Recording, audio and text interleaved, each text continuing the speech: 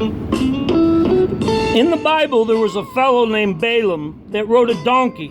And from what I read, he had this donkey long enough for the donkey to trust Balaam to ride him, and no doubt they talked to each other.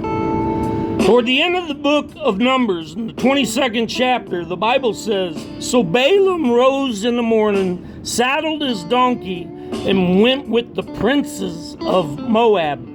Balak was the king of Moab who appears in the Old Testament, and his story is in the context of the time of the Israelites' journey to the Promised Land. Moab, the land that Balak ruled, lay on the east side of the Dead Sea, just across the Jordan River from this Promised Land. The Israelites' reputation preceded them, and the people in the land of Moab, the Moabites, were well aware of the miracles that had accompanied Israel's exodus from Egypt.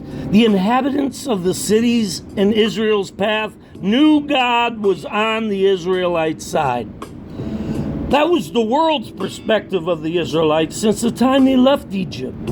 However, if you were an Israelite living through this journey to the Promised Land, most likely your life seemed as if it was at end every time you turned the corner. When the Israelites first were led out of captivity, it was the high point of their exodus.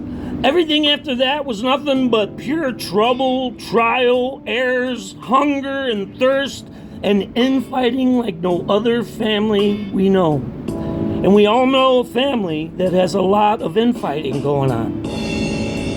Moses' own brother and sister was arguing with him in front of everyone even. Well, anyways, King Balak, he had witnessed the Israelites' destruction of the Amorites, and the entire region of Moab grew afraid as the Israelites approached. And when the Israelites encamped in territory that had once been Moab's, the king decided it was time to act. Balak and the elders of Moab colluded with the neighboring Midianites to summon a pagan sorcerer named Balaam to put a curse on God's people.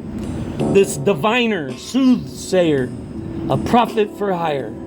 Ironically, Balaam, he went to God and asked him for guidance before he would agree to King Balak's plan. 3 different times Balaam tried to curse the Israelites for King Balak and found that he couldn't curse them. He could only utter blessings on God's people. But not only could Balaam not curse Israel, but God gave him a vision of a future Israelite king who will be one day, he'll bring God's justice to all the nations. So this pagan soothsayer named Balaam that knew God, but liked to have his own way, hurried his will into the situation and jumped on his old donkey to get his paycheck. And the Bible speaks of this journey with his donkey. Balaam struck his donkey 3 different times because the donkey stepped aside when the donkey seen an angel guarding the path on the way to King Balak. And after being struck the 3rd time, the donkey laid down underneath Balaam because he kept seeing this angel standing in the way.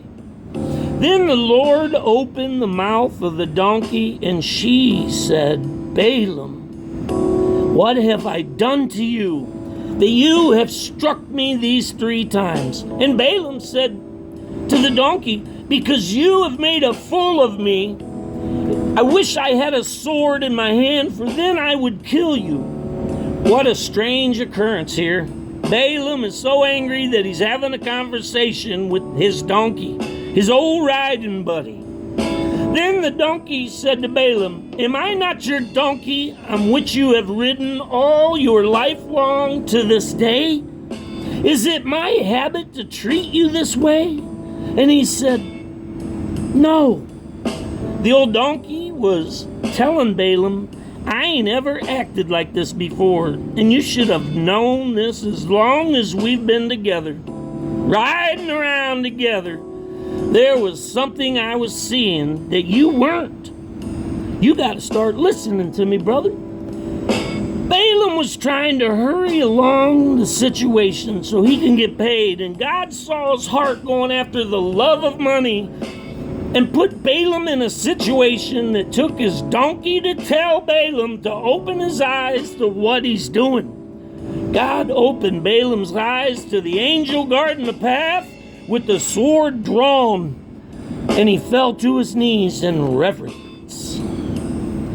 Balaam, the soothsayer, who knew God good enough to talk to him, and even though he had sinful ways dwelling in him, his sinful choices eventually led to his death by the sword from the Israelites, who he decided to fight against, knowing they were God's people. 13th chapter of Joshua speaks of Balaam's death. So I only got one thing to tell y'all. You know, if God can give an ass the ability to speak, he surely can give us the ability to listen to what God's will has for us. God bless.